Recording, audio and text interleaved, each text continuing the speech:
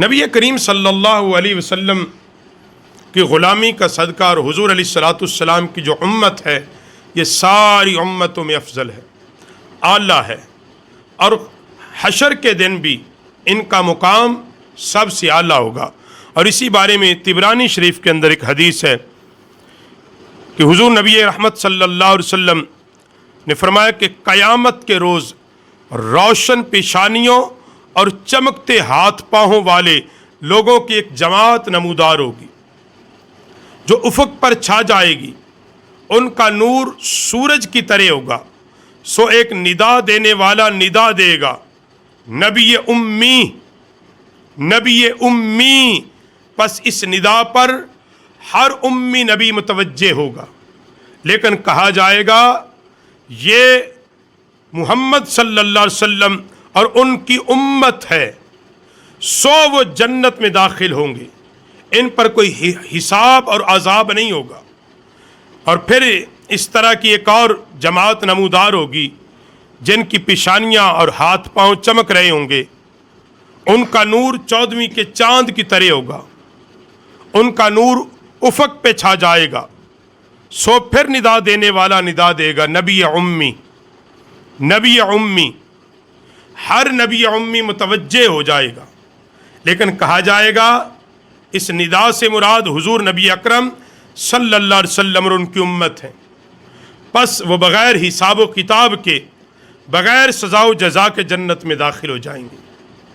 پھر اسی طرح کی ایک اور جماعت نمودار ہوگی، ان کی بھی پیشانیاں، ہاتھ پاؤں چمکتے ہوں گے، ان کا نور آسمان میں بڑے بڑے ستاروں کی طرح ہوگا، ان کا نور افق پر چھا جائے گا، پھر ندا ہوگی نبی امی، اور کہا جائے گا یہ محمد صلی اللہ علیہ وسلم اور اس کی امت ہے، پس بغیر حساب کتاب، بغیر سزا و جزا و عذاب کے جنت میں داخل ہو جائیں گے۔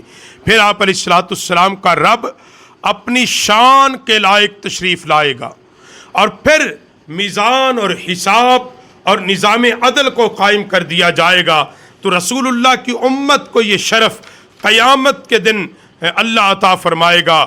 اور پھر حضرت عبداللہ بن عباس روایت کرتے ہیں، بخاری اور مسلم کے اندر حدیث ہے، یہ حدیثیں بھی سنایا کریں، مایوسی پھیلاتے ہیں نبی کر کچھ نہیں سکتا، امت کو ہوگا جناب یہ کوئی کسی کی سفارش نہیں کرے گا، یہ بھی بخاری اور مسلم کی حدیث ہے۔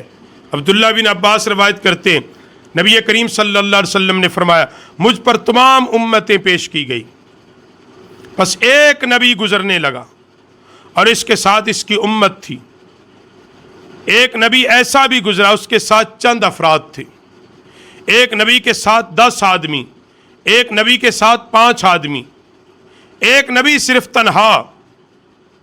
حضور فرماتے مجھ پر یہ پیش کیا گیا، میں دیکھ رہا تھا، اللہ میں نے نظر دوڑائی، ایک بڑی جماعت نظر آئی، قصیر۔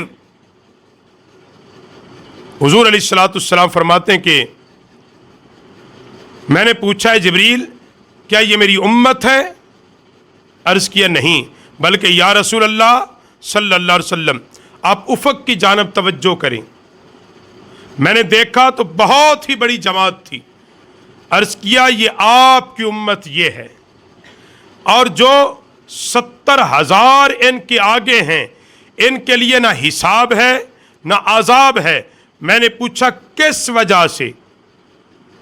عرض کی گئی یہ لوگ داغ نہیں لگواتے، غیر شرعی جھاڑ پھونک نہیں کرتے، شگون نہیں لیتے، اپنے رب پر کامل بھروسہ رکھتے ہیں۔ اور حضرت عکاشہ نے کھڑے ہو کر عرض کی یا رسول اللہ دعا کیجئے میں بھی ان لوگوں میں سے ہو جاؤں۔ آپ علیہ السلام نے دعا فرمائی اے اللہ اس ان لوگوں میں شامل فرما۔ پھر دوسرا آدمی کھڑا ہو کے عرض گزار ہوا یا رسول اللہ دعا کیجئے میں بھی ان میں شامل ہو جاؤں۔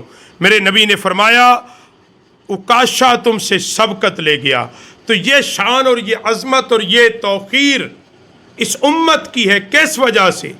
اس وجہ سے کہ یہ عام لوگ ہیں، یا اس وجہ سے یادہ زمانے میں نہیں، ایک ہی وجہ ہے کہ یہ رسول اللہ کی امت ہے، یہ پیغمبر صلی اللہ علیہ وسلم کا کلمہ گو ہے۔ قیامت کے دن جن کے ایسے لوگ ہوں گے کہ جن کو بلا حساب و کتاب بخش دیا جائے گا۔ اللہ کے نبی علیہ السلام نے فرمایا 120 صفحے حشر کے دن 70 صفحے میری امت کی ہوں گی۔ تو کثرت امت محبوب کو عطا کر دی، افضل امت عطا کر دی۔ یہ کس وجہ سے؟ حضور علیہ السلام کے تصدق کی وجہ سے۔